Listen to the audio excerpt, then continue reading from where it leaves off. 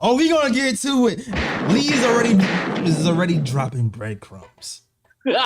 He's Jay dropping Ellis, I've been breadcrumbs. going at it on Twitter. Oh Love yeah, it. oh yeah. But It's good for the I'm gonna call brand. you out on your hypocrisy, Lee. All right. Let's go. I'm gonna call you out on your Yeah. hypocrisy. All right. I think half of Knicks Nation is not gonna like what Lee got to say tonight. Half of Knicks Nation ain't gonna like it at all, man. Nothing new. He said nothing new. Another day in her life. All right. Yo. All right. So interestingly enough, today, right? I talked about how Leon Rose before had that interview with Alan Hahn. And Alan Hahn pretty much said, whatever is happening with the coach is Tom Thibodeau's choice. It's all Tom Thibodeau's choice on who to play and who not to play. And in my mind, when I saw that, it was like I said this before, it's kind of like when your girlfriend is with you and you have to go out with the guys and she says, have fun. Does she really mean have fun? No. Yeah, you can do what you want. But if you do what you want, when you get back, I'm kicking you out. And that's what I feel like is happening with the Knicks. I feel like Leon Rose is saying, Tom Thibodeau, yeah, you can do what you want. You can play who you want. But listen, at the end of the day, we have invested interest in Cam Reddish. We have invested interest in these guys who we drafted, and Deuce McBride and these guys. So I want you to work these guys into the rotation somehow, or at least get a bigger look at them. And I feel like that's kind of what's been happening the last few days. And I think that's why Derrick Rose actually sat today. Because, everybody knows what Derrick Rose has. And I know people were like, Derrick Rose sat. Now you can see more IQ, and you can also see Manuel quickly. But, not having Derrick Rose and not having Grimes also lets us see a lot more Cam today. And it was evident to me that they're trying things out with Cam and Isaiah Hartenstein in particular. The way that fourth quarter went, when it was actually running stuff through Cam, instead of having IQ just take the ball and do what he wants, like he was doing the first few quarters, I feel like they were switching it up just to see how things work. And so far, when it came to Cam, it has not worked. It has not worked. Now, my stance, right, to Lee the hater, right? My stance for Cam has been this. I do feel like Knicks Nation kind of put him on a pedestal and expected him to be a savior. And if you watch me and Ryan talk about Cam when he first got here, I told people to hold their horses, right? Because he still has to work on his shot selection, and he still has to work on that motor on the defensive end. He has to work on that. He doesn't have a perfect game, but he has the most potential on the team because he's an athletic wing. And I've led with that. And people were, kind of on me for saying that. But I'm like, no, that doesn't mean I don't think Cam can't get it together. I still think he can, but he has to work at it. These last few games has not been good for Cam overall. But for me, when you're inserting a guy who's only played 15 games last season into this new system with new guys and stuff, you got to kind of give him time. And me and Lee have been going back and forth with that notion. But so for me, it's not looking good for Cam. He started to put it together defensively, offensively, a little bit better today. But overall, he still might need some time to see what he can really bring to this team. Now, Lee, I'm going to let you have the floor and spew your toxic hate to the Knicks fans. What do you think about Cam so far? If this was year two, if he was still on that 4-year rookie deal and he was on year 2 or year 3, let's be patient, ride it out. But there's a reason the Atlanta Hawks are willing to move on from him. The Atlanta Hawks are not a veteran-laden team. They're a team with like a median age 25, 26 for their young core, minus Capella. But the guys that play a lot are in their mid-20s. There's no reason for them really to move on for him because he didn't match their timeline. They moved on from him because he didn't match their style of play and their system. And Cam is he's a team of one. Every game I've watched from last season to this season, the way that he scores when he does, which is rare, is in the flow of his own one-man transition. It's not in, moving the rock around, find everything Thibs preaches. Find easy shots, find good shots, move the ball, give and go. That's not how he plays. He'll find an opportunity where he sees the matchup he has. He knows he has a quicker first step, or he knows that he has more strength and height, and he'll attack that guy into the hoop and do a twist and turn, get bumped 3-4 times, and usually more often than not make it. I don't like his effort on D. I think this game was better than the first two, but he's been in the league long enough to know what he is, and he's not a project anymore. This is Cam Reddish. He should be on a team like the Orlando Magic or Sacramento King. Well, Sacramento might be too good for him. Oklahoma City Thunder, a team that really needs points, needs a little pizzazz, because he does have that. He's got moxie. Like, there's something about Cam Reddish that makes you want to watch him. He's an entertaining player the way that he plays, but it's not the system that Tom Thibodeau is running, and it doesn't match the type of unselfishness this team has. I don't think he's a bad guy. He's not really even a bad player. He's just a bad fit for this team. And I'm okay with moving on from him. There's a reason why that rumor came out today that they weren't going to extend him an extension. If they didn't, I mean, I don't think any Knicks fan should really cry unless you're a delusional part of his hive. And I don't think they should offer him an extension at this point. I still feel like it's a wait and see thing. But my thing is this: you can't make a definitive opinion about a player without seeing him within the system. He only played 15 games last season and then got injured, and then played with the first unit. And I'm sorry, the whole first unit's defense, the last game to me, was bad. It wasn't a Cam Reddish thing. It was a first unit thing.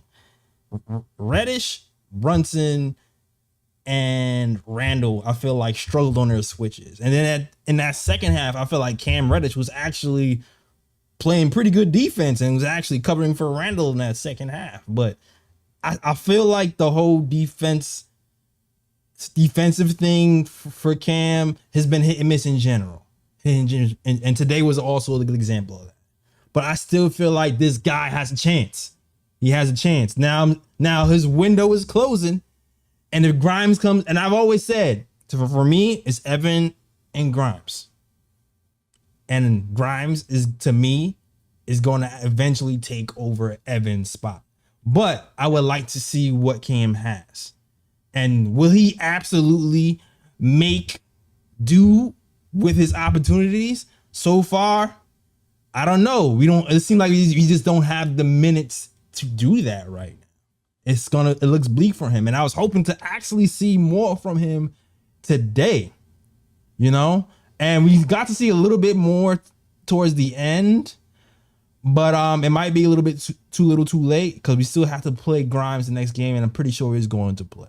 Now, but Jay Ellis, like, you can't blame Thibs. Thibs has given him a long leash. He's blown defensive assignments and he's not getting pulled. He's taking bad off balance isolation shots. He's not getting pulled. He's bricking threes. He's staying on the court. Thibs has given him so much leniency and leeway, and he's still dropping the bad, both offensively and defensively. He's just not. I feel like the defensive. I feel like defensively is kind of overstated. I don't feel like he's been as bad defensively, in general, as you're portraying. I feel like carved him up, bro. He carved him up tonight. Huh? Mathurin carved him up every time they were both on the. Mathurin carved IQ up. IQ was guarding Mathurin for most of the night. Mathurin carved IQ up. Thibs was switching all night. They both of them had a hand in guarding him. And I'll say this: today's defense in the first half from Cam Reddish, he was scrambling, but he wasn't in position defensively for the first half, for sure. The second half, I feel like he did a lot better. But I digress. I do feel like he has struggled. I know you don't like when he goes to the hole and takes it to the hole. I'm sorry, but I watched RJ Barrett take it to the hole a million times. Everybody praised him for being able to get to the hole. So to me, it's kind of moving the goalposts when you praise RJ Barrett for doing that. And then when you get to Cam Reddish, you go, we can't do that. Especially when he gets there so easily. And he's one of our most athletic wing guys in the game. So for me, like, you have to keep with that skill. I always say I agree with you with the shot selection. I don't like the pull up mid range shots. I don't like it at all. I started the season saying Cam Reddish should keep it simple, stupid. Play defense, shoot threes, go to the hole. Eliminate the pull up middies off the dribble completely, because that's not what's gonna get you in the game. Only reason I can say you should take that shot if you got the ball with the clock running down. But other than that, threes and layups. But I have no problem with him going to the hole and making layups and sucking in the defense. I have no problem with that. I just think he needs reps. Now, will he get it? I don't know. He might need more time. I'm not sure if he'll have that time because Grimes is here, but he's running out of time for sure. That's what I have to say about that.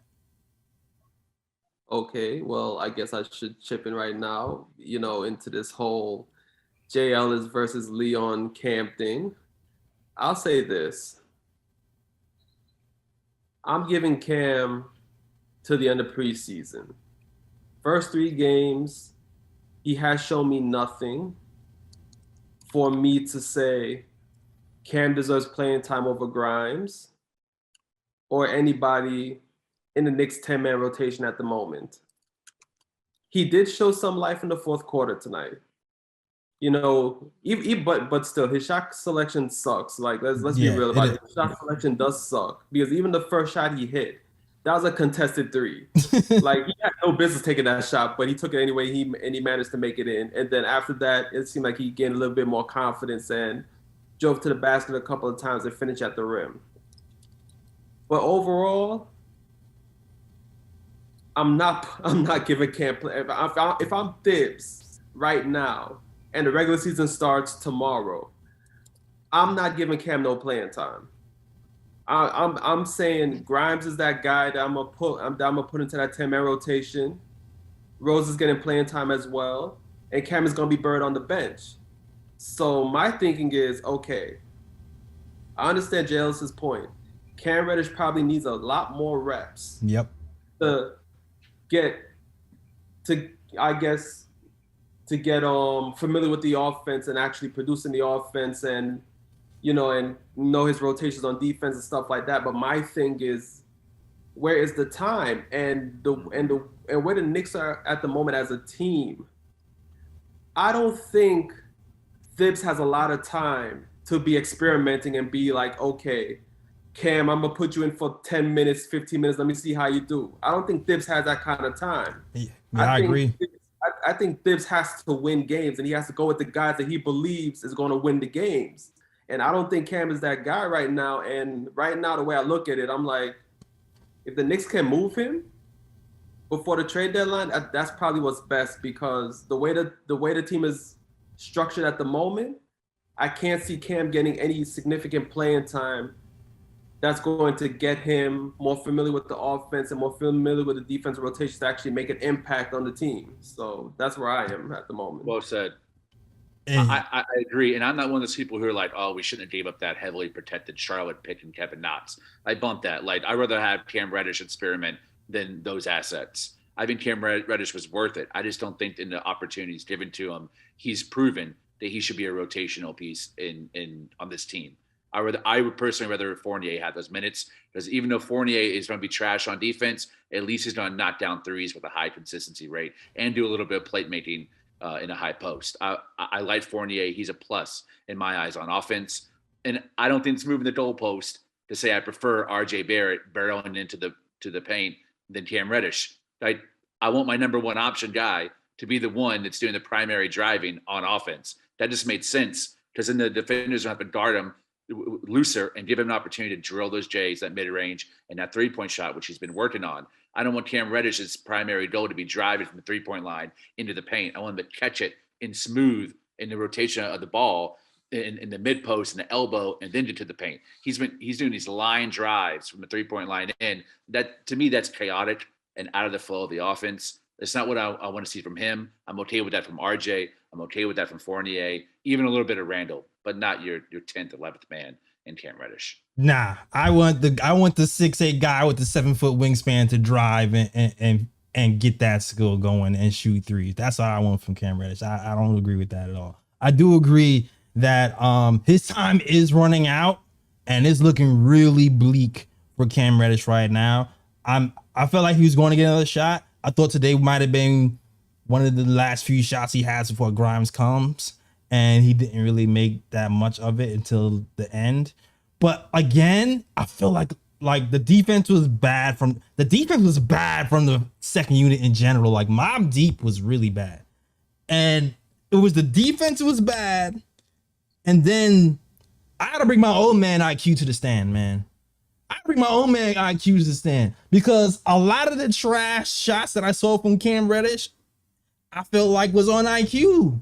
The 100%. IQ that I saw last season towards the end, the second half of the season, I want to see carryover of that version of IQ where he was mixing in playmaking, causing switches to get certain guys on him so he can penetrate and dish, getting more of a balance between shooting and passes to his man Obi Toppin. That's the IQ I wanted to see these last couple of games, and this game in particular, and I did not see it.